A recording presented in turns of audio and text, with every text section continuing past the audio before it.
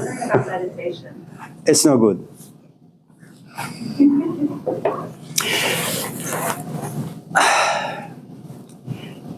You know, life is difficult.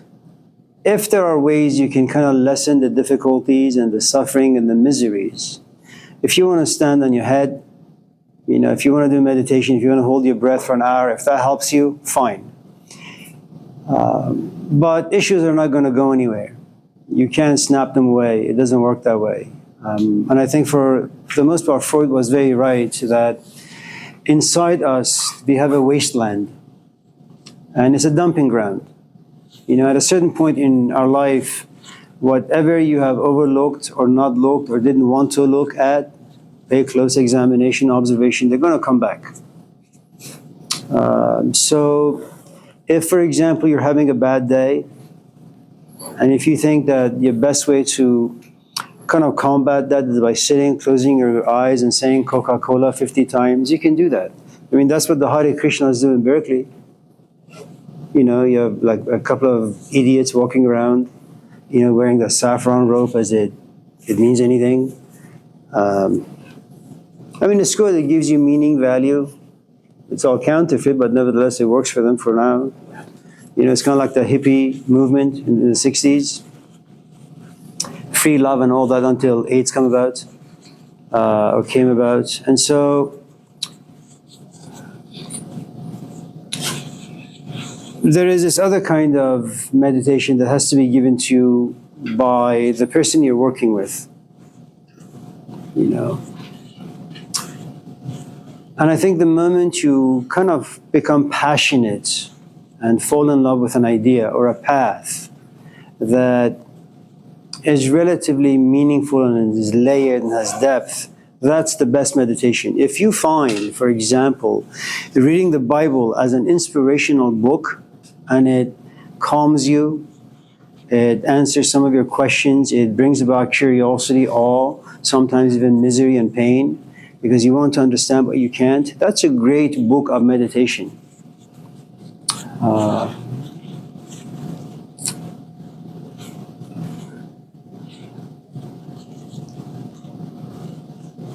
I think ultimately what needs to happen, I don't know if you're familiar with Stoicism. After the death of Socrates, a few things happen. Skeptics come about, hedonists come about, and Stoics come about. These are the three main branches, and they're all good. Skeptics, it's like all of us in this classroom, you know, we doubt. You have a companion, you doubt if it's going to last. It's part of who and what we are. But this particular aspect of doubting is there anything out there that we can actually trust? Can we trust that we actually know anything? But you get to a point of nihilism, that I have doubted so much, and there is so much mistrust and fallibility in human thinking and reflection that we can't really know anything. That's one aspect of it. And then comes hedonism, which is, you know, just do things that give you pleasure. I mean, all branches are very complicated. And then you have Stoicism. Doubt is really good. Especially these days, you really need to doubt your teachers, whether these are teachers of reflective or spiritual branch, or teachers, you know, in education who pretend that they know a lot. So doubt is really, really good, but there comes a point where you need to leave doubt aside and just move on. You know, it's kind of like marriage. You don't know if this is going to be the right person for you, but, you know, you've hired these people, the tables are there, people are sitting, doubt all you want, but at 10:55, you know, you better be out there holding hands with this guy you hardly know. And then, of course, you make it work. Maybe not. And then you have the idea of just having pleasure in life. And the truth is, pleasure is difficult and complex because everything that we do comes with consequences. So you want to make sure that if, for example, you want to like smoke, let's just say you're a smoker, you want to make sure it's not laced with anything that could kill you. And you want to make sure that you're kind of smoking a sort of a thing that doesn't create an addiction. Because then you're dealing with two problems. You're dealing with smoking, and then you're dealing with the addiction. And then there comes a point where you may want to quit, but the addiction has held you hostage. So when it comes to just having fun, having pleasure, the hedonists tell us that pick and choose your pleasure, Julian, very, very, very carefully so they don't come back and bite you. Stoicism is very different. Stoicism kind of argues, look around, you can't change me. I'm a 60-year-old man. You may not like me. You may not like anything about me, my voice, the way I teach, the way I talk. But it's a class you need. You may not like your life, but this is the only life you got. You may not like your parents, but these are the only parents you got. And what happens in these situations is that whenever you come to class, you have all these negative emotions coming to the surface. You want to throw your water bottle at me. You want to raise your hand and flip me off. Whatever the case may be. The truth is, I'm too old to change, and you have no power to change me. The only thing you can do is drop the class. For example, the Stoics would argue that since we have no power, we have no control over how your day is going to be, for example, what forces in life are going to kind of impose themselves upon you. The best thing you can do is, since we are emotional animals and emotions come up without you wanting them to, the best thing you can do is ask yourself, do I want to be pushed around, tossed around by emotions? Do I want to do that?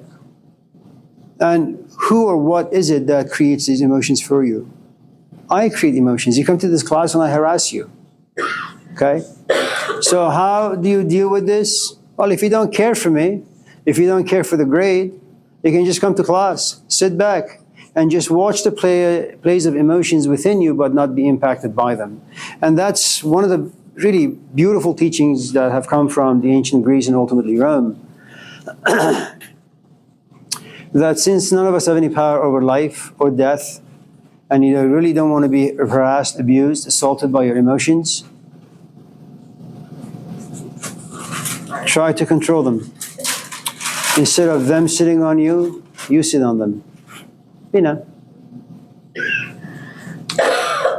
So that's a good advice for those who want to meditate. Get yourself dirty, get yourself in really difficult situations, and you don't have to look for them, they'll come for you. And once they're there, try to kind of observe how they impact you. That's the best thing you can do. Observation, sit back, or not sit back, get dirty, but sit back and observe them. How the external forces impact you, how they change you. I'll leave you alone. Yes? Can you talk a little bit more about that?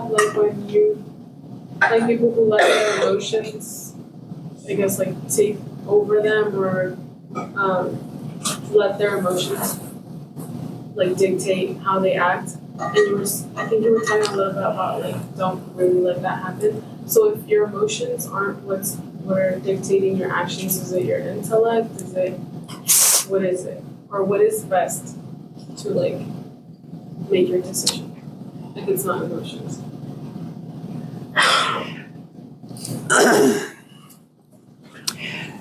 First, I think we put this on the board some time ago, that you need to understand that emotions are historical. You may have come to this class, and on the first night, maybe the first hour when I open my mouth and I talk, you just want to vomit. The way I look, the way I talk, the tone of my voice, the things I say. You just have a very negative reaction to it, okay?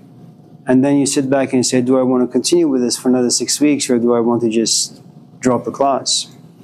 Now, 3 weeks have passed by. You and I no longer have a casual relationship. It's quite intimate. You've been in this room for about 9 evenings, for about 3 hours each night. It's about almost 30 hours. And we're talking about some heavy stuff. And so what you have is, you and I now have a history. It's a 30-hour history. It's a 3-week-old history. And now what happens is, you no longer have feelings. Every morning when you wake up to come to class, the negative emotions come about. And those negative emotions have to do with all these historical narratives. Night 1, I harassed you this way. Night 2, I harassed you this other way. So they all, add up. Now, Dealing with anything is very, very difficult. It's very complicated. You may think that you don't really like being angry, but the truth is, if for the past 5 or 6 or 7 years, anger has been the defining feature of your personality, of your life, let's say I am your father and you hate me. Well, what happens when you hate me? Well, you go to Barnes and Nobles and you buy books about hating your father. You read the Bible as to how you can overcome hating. You go to workshops, you go to church about forgiveness, and you realize that for the past 10, 15 years, your entire life has been revolving around how to overcome hating your father. I have given you, despite the fact that you hate me, I have given you meaning and a purpose and a goal for 15 years. And now what you're saying is, I am exhausted because of hating. I no longer want to hate my father. Well, not only are you dealing with a physical man whom you hate, you're also dealing with 15 years of living a certain way. If you examine remember when you're addicted to a certain set of emotions, when you talk to your friends, you talk about mostly how much you hate your father, and you also choose friends who equally hate their own parents. So you guys have this very huge foundation, commonalities, okay? Now, what happens is, it's not enough for you to all of a sudden 10 years pass by and you get so disgusted and say, God damn it, I've been living this way for the past 15 years. I don't want to live like this anymore. It's a great desire to have, but to change means that you want to walk into a territory that's unfamiliar to you. It's exciting. I'm going to be a human being without any negative emotions towards my father. He will no longer have any power over me. You know, all these politicians, the new saying that they have, I'm living in his head, rent-free, for example, you know. But it's very difficult to kind of figure out, well, who are you without the hate? It's like, who am I without teaching classes anymore? If I retire, what am I going to do with my life? And what you're saying is you want to retire from a set of negative emotions that have been your companion, faithful companions, for a long, long, long time. Because we have a tendency to forget, because that is our nature. Your organism is designed to forget because remembering painful things devastates you physically, emotionally, intellectually, spiritually. It just you just get wrought from the inside, okay? So you have to fight your own organism. And the way you fight is that you have to remember every time emotions take over, something out there needs to smack you, say, you've forgotten. Don't allow the emotions to, push you around.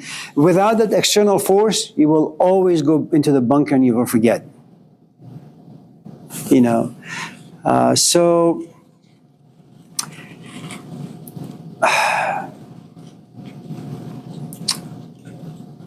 change, any kind of a change, at any stage of life, for any reason, they are very, very, very difficult. Very difficult. You really need a support system. I think if you were to kind of take Confucius saying that it takes a village to raise a child, take that metaphorically, not so much literally.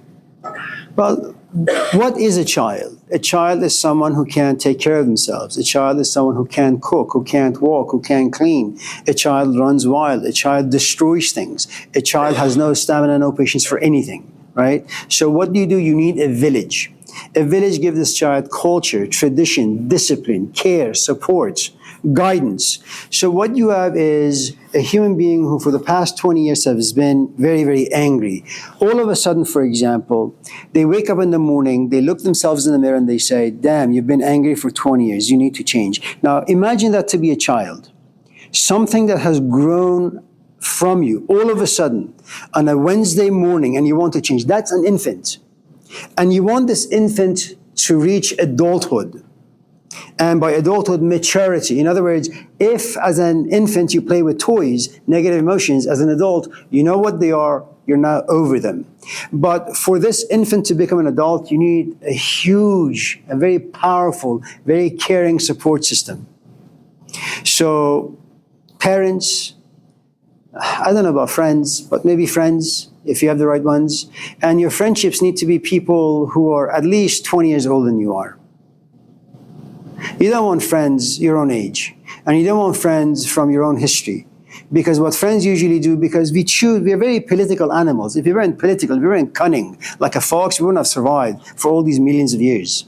Okay? So you need friends who are older than you by a decade or two or three at least, so they can pull you up. Your own friends will always keep you down. They're no good. Unless you guys like belong to a community of like, I don't know, people who just enjoy reading and reflecting and having great conversations. Without the support system, it's going to be very, very, very, very difficult. Not impossible, just difficult. You know, there are some people who don't need a support system. The ache and the pain and the intensity within them is so huge that change just happens for them. Gradually, but it happens. And they don't need any support system from the outside. The support system lives inside them. For us, let me just talk about myself. I don't know your condition. But let's just say for me, having a family, children, wife, job, mortgage, all the stuff, there are too many distractions out there. Distractions that just weigh you down, create too many burdens, negativities. And so you want to like add another branch of a burden, which is, I want to change myself. Well, it's not going to survive, this new desire. It's going to kind of be demolished under an avalanche of other responsibilities. So you need someone from the outside who can always bring you to wakefulness, which is very, very difficult. I mean, sometimes you call your sister, it's like 11 in the morning, wake up. And she says, nah, you know. And what do? You keep harassing her until she says, you ruined my life. So I'm up, now what? Oh, I don't know, I just called to wake you up. Okay, so you need someone from the outside who can constantly harass you. And you don't call me to say, Amir, wake up at 11, you call her. She's your sister, you care for her, you love her, and that's a support system. If there is no love and no care, no one's gonna care how you wanna live your life.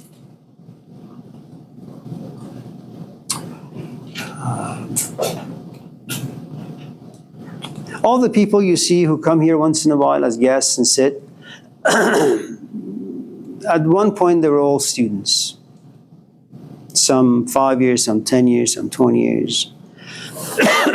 And because I've done this for a long time, both practically and otherwise, I know that without friendship in reflection, what Aristotle called friendship in nobility, that you don't want to use, you don't want to exploit. If there is conversations to be had, you want conversations that have depth, that there is a hub. The hub is Socrates, the hub is Plato. Those are the things you want to talk about. So, and again, without that, you won't survive. It's impossible.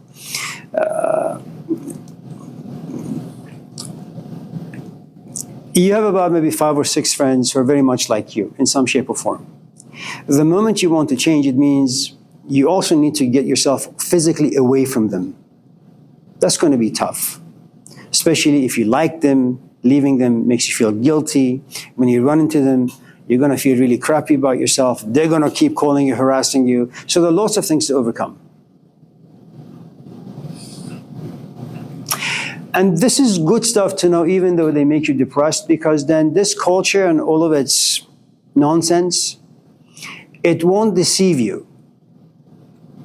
In other words, they make it sound as if the way to overcome difficulties in life is like going to IKEA.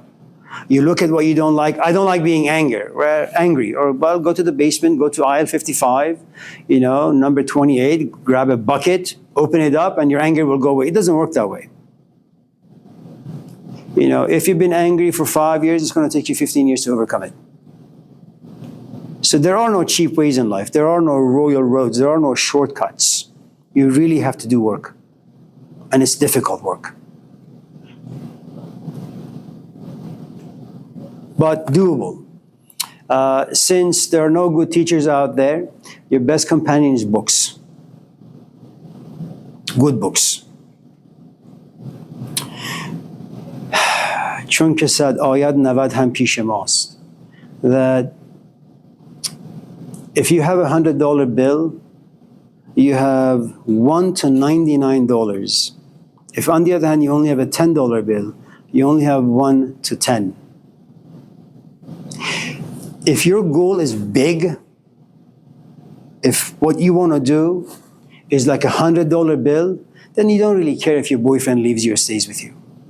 You have a goal. That goal makes you autonomous, gives you a great amount of power.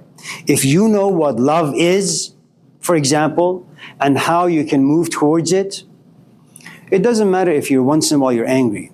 Your foundation is that, the big goal. You know, it's like the saying in the Gospels, first seek the kingdom of God and everything else shall be given to you. And if you know certain things about yourself and they are of gold or noble qualities, you don't really care for the other stuff that's in your life. You want them to be there, but if they're not, it's okay. They don't define you, and that's the trick.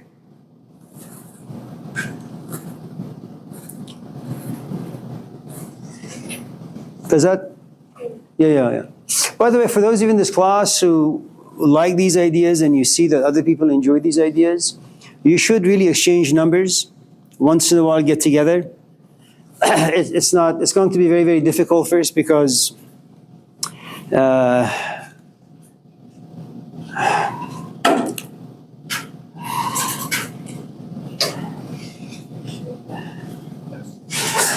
Americans are very solitary animals. They don't have really an open door policy. And by open door policy, I don't mean that the door to your apartment, to your house is always closed. You're just closed, period, psychologically. So it's good to exchange numbers and then practice calling, texting, gathering, having food together. Such a waste of time in this culture. Yeah. When changing for the better, why does it get wrong?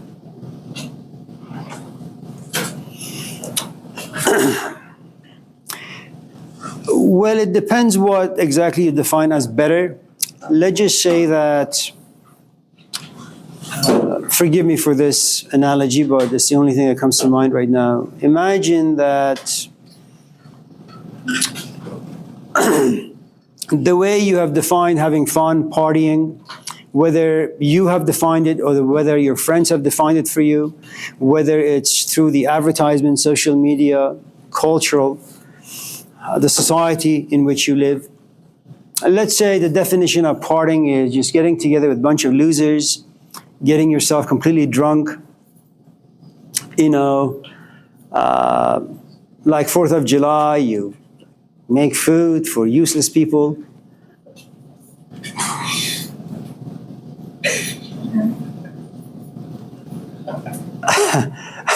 And then you say to yourself, you catch yourself. And it's usually you have to catch yourself.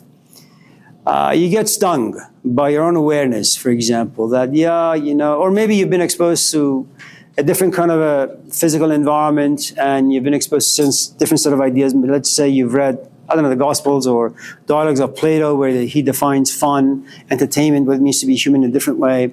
And now you happen to be at that particular moment in time where you read the Gospels and there is this opening inside you and the ideas go within you, inside you. And they won't leave, they just stay there. You keep thinking about them. Now, the night before you had this party, okay, all of a sudden what you read in the Gospels and what you experienced yesterday run in conflict. Okay. Now, you want to change.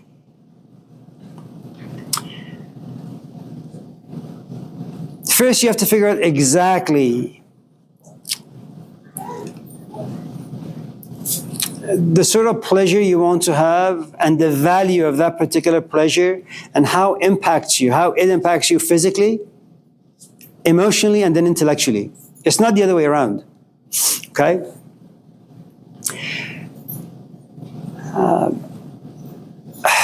You have to have a great amount of resources, be willing to experiment, fail.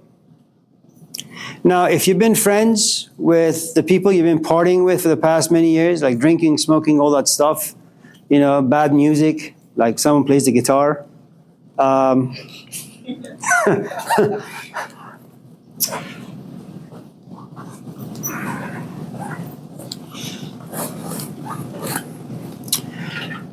it's very much like your question. You have to kind of leave that history behind and move forward. But the forward looks has a good amount of unknown components in them. And you want to talk to your friends about, you know, this new experience, but no one understands you. And even if they do, they make fun of it. because they're not there. They understand you, but they themselves don't want to make the change. They're happy where they are. And so you have to make a decision. If you're passionate, if the pain, if the longing, if the love for this change is great, it happens very organically and naturally. If on the other hand, you're not ripe enough and you have to force yourself, you'll eventually go back to the place you're familiar with.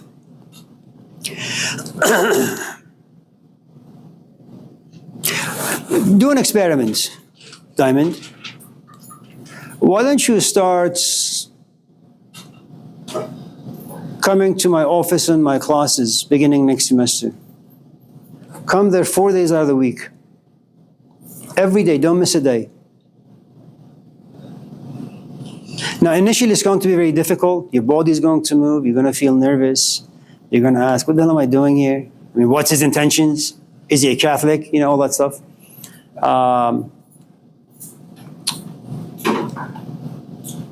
And then something strange will happen. All of a sudden, it's what we call a breakthrough. Something about you accepts, understands, resigns. There is no longer this battle that's taking place within. Something about me has entered something inside you. I have housed myself within you, my ideas, my body language, maybe the way I sit, maybe the way I talk. And then what happens with the things that you enjoy is that you want to adopt some of those qualities. Let's say you like, I don't know, Eminem. You like the way he sings, let's just say. But what exactly do you do if you too are a musician? Well, you try to sing the way he does. You try to talk the way he does. You try to walk the way he does. That's what we do with the things that we enjoy. We try to adopt some of those qualities, okay? So when we talk about teachers, for example, in India, is the reason why we enjoy their presence is because they have adopted some of these what they call divine qualities. There is a sort of justice to them. There's sort of compassion to them that you don't really see on a day-to-day basis amongst regular people. And so what will happen after about maybe 2-3 months of you being in my office, then what you should do is just go back to your own world. Just go hang out with your friends. You won't be able to. You want someone who thinks the way I do, who talks the way I do, who sits the way I do. You are desperately longing for that, and you won't find that in your friends. So you have to allow yourself to be contaminated by people who are mature, who have depth.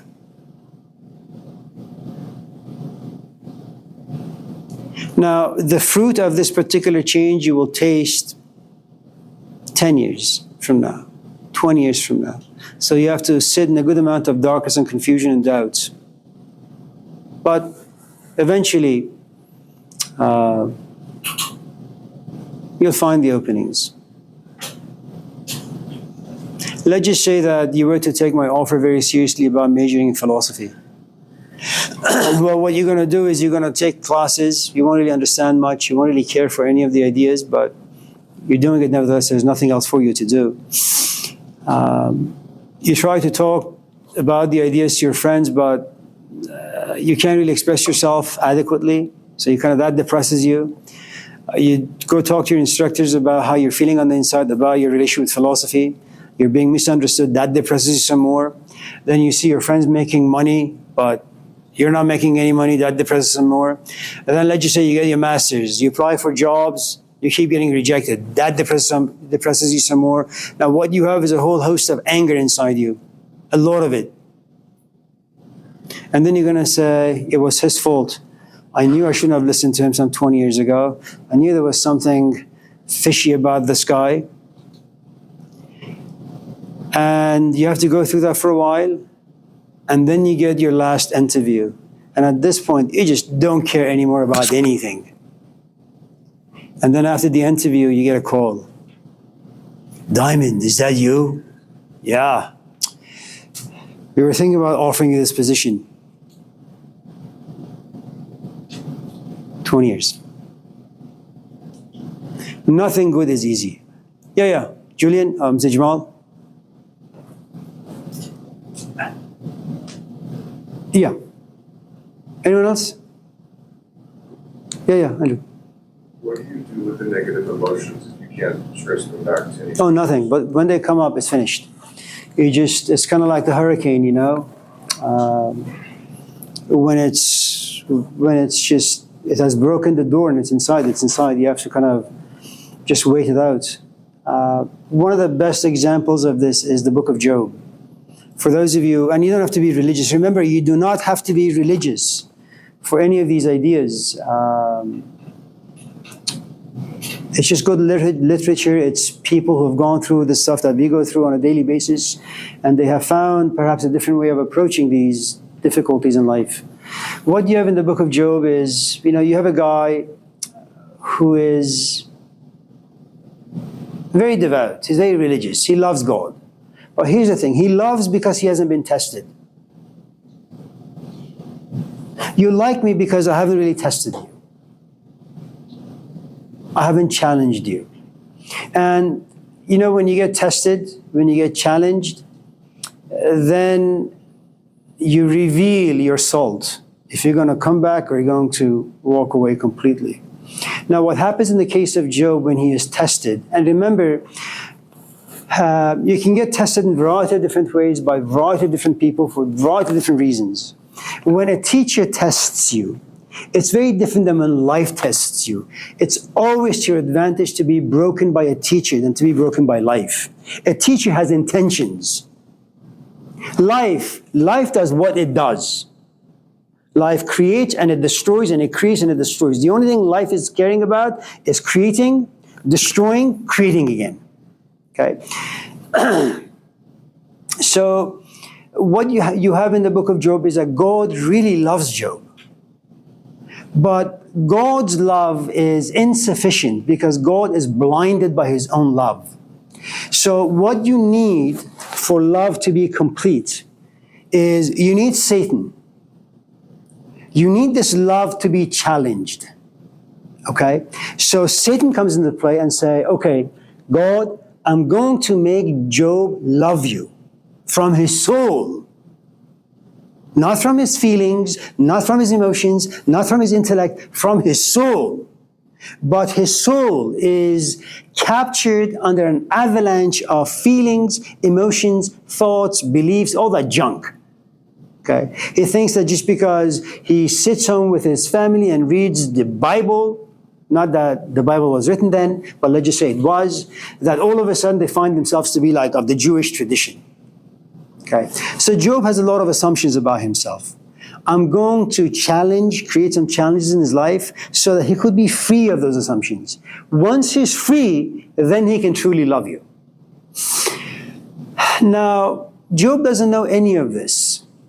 It's like when you come to my office, I give you some coffee, we chit-chat a little bit, but I'm not in the business of wasting my time too much. So I need to challenge you. I need to ask you some questions. I need to look at your body language when I ask certain things, just to see how you react. Okay? And so Job's kids are butchered. Job's animals are butchered. Job's trees are all cut in pieces. Job gets physically sick, and Job says, I want to die. Life is not worth living. Now, one of the things you need to understand that's not in this tradition, but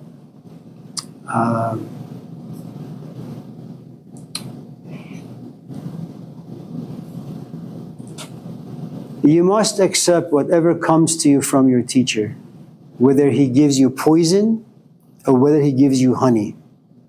Your task as a student is to accept without any complaints. And if you have any complaints, keep them into your own self. Don't whisper them into any ears. Okay? Now, what Job does, he only likes good things from God, not bad things. Why? Well, if I've been serving God, I don't deserve to be punished. If I do what God says, I don't deserve to be punished. Why is God punishing me?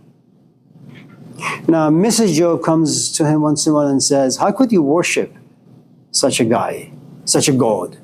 There is a story about, I think it's called Milarpa. It's about this young kid who goes somewhere in Asia or Far East and works with a teacher. And this particular teacher is really, really quite mean, hits the student, says all these profanities to the student. And at one point, the wife goes to the kid and says, I can't stand my husband. And he's not even that mean to me. But I have seen you with him for the past, all these years. He hits you with a broom, he slaps you, he kicks you, he punches you. Every night you go home bloodied. Why do you do this? He says, I love him. And that's the thing. Now, Job accepts the honey, but the thorns, he says no. And at this stage in his life, thorns are more than honey. Negativities are far too great than the positivities. And so instead of saying, God gives and God taketh, I don't know why God does any of this stuff, but I will accept fully. It shows that there are some very, very important components missing in his passion or love for God, to the point where he wants to die. And it's beautiful poetry when you read the book. It really is just absolutely incredible. I want the earth to open up and swallow me. I want to once again go back into the darkness. Why did my mother hold me in her arms? Why didn't her, milk turn into poison? I would just rather not exist.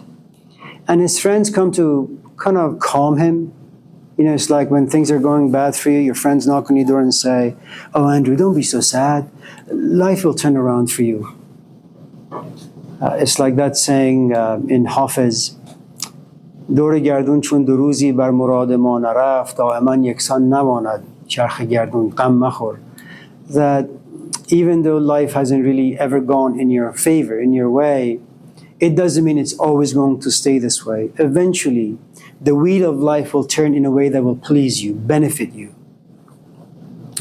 But Job doesn't have the patience, and that's one of the things you need to understand. When pain comes to you, you don't have the ability to detach yourself from the emotion and stand outside and observe it, take notes on it, pay attention to it. It doesn't work that way.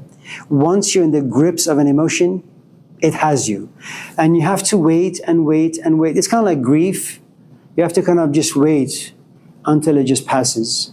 And Job had to wait and wait and wait. And he cursed God. He challenged God. He said, if I have sinned, if I have made any grave mistakes in my life, show me. Show me. Tell me what I've done to be deserving of this. Now, he doesn't know what's coming to him, which is if you're able to kind of survive the misery in which you are,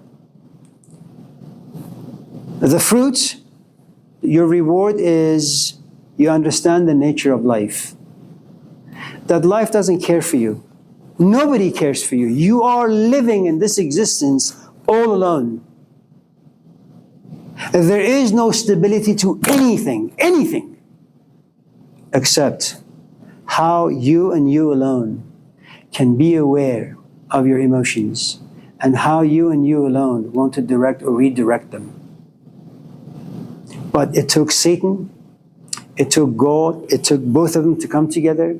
It took the butchering of his kids, of his animals, of his trees. It took despair, longing, profanities, loneliness, depression, suicide. He went through all of that stuff, and in the end, he understood. So once you are in the cradle of an emotion, there isn't much you can do. You can meditate. The best thing, for modern people, the best advice I can give, find ways to distract yourself.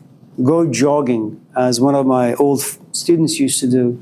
She signed up, at a gym, and she just punched bags for 5-6 hours. And then she would go home and she would collapse. And you exhaust your body to the extent that you're not going to wake up at night.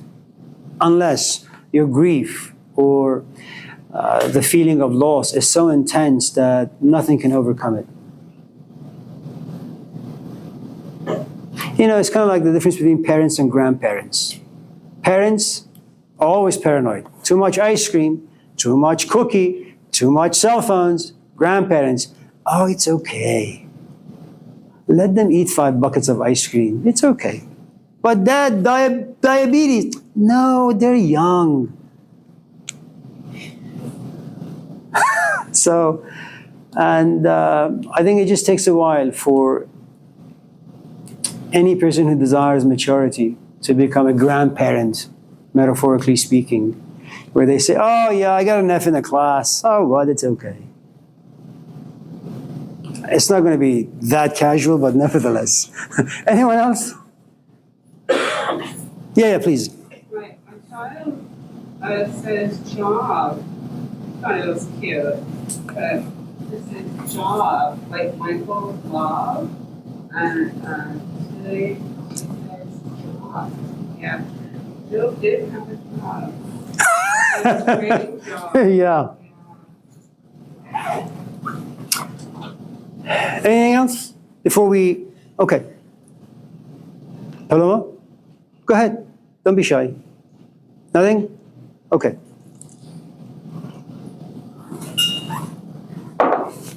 So on Tuesday, we were talking about the Upanishads in the Hindu tradition. Let me just finish that up real quick, because there are some important things, at least for me, not for you guys, I'd like to see on the board.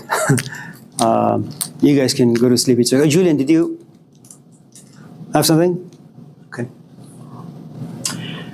So let me first kind of give you some of the qualities and qualifications of a really, really good teacher, and then how they work with a student, and how the student ought to work with the teacher. It should take us no more than maybe 5 minutes. And then we'll move into Buddhism. Not Buddhism, the tradition it has become, just the life of the Buddha. And then we'll go home.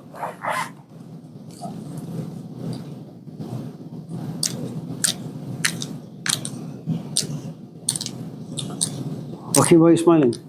I was just thinking about something.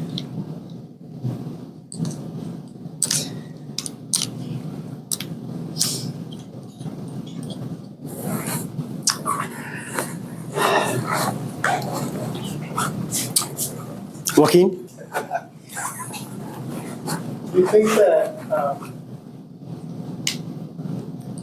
when like my questions run dry, I should revisit ones that I've asked before?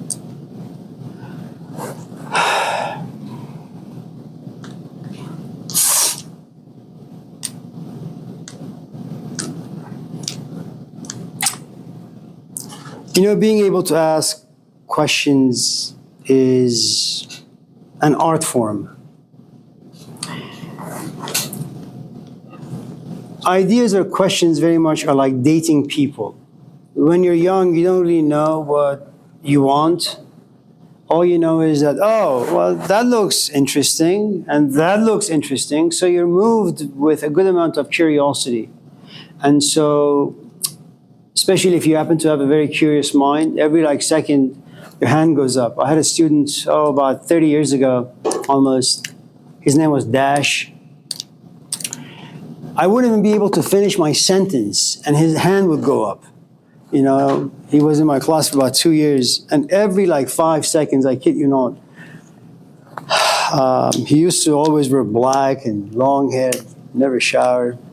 But the point is, so you begin to ask lots of questions, very much like you just date people. And then at a certain point, I'm not quite sure when it happens.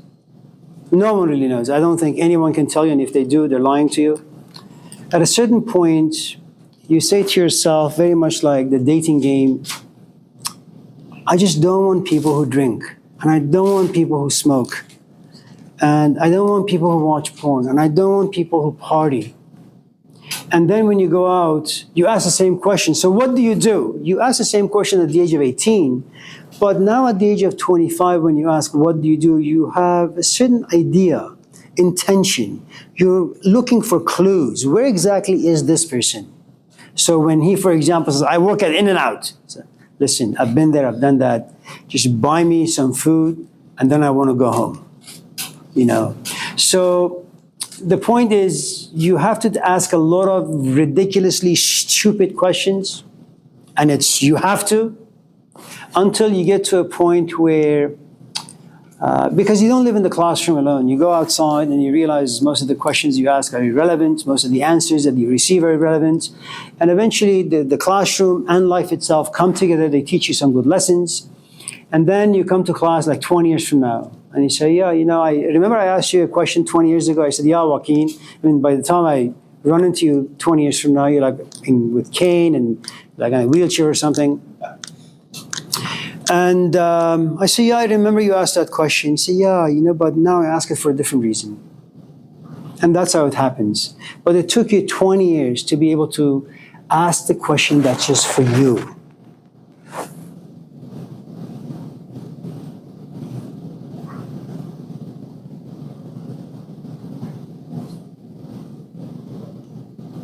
Yeah.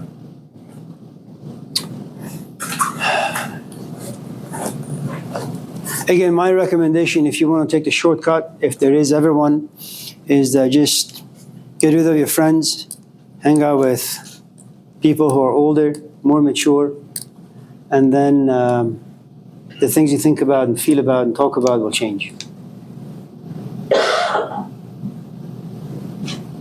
Good luck. Okay.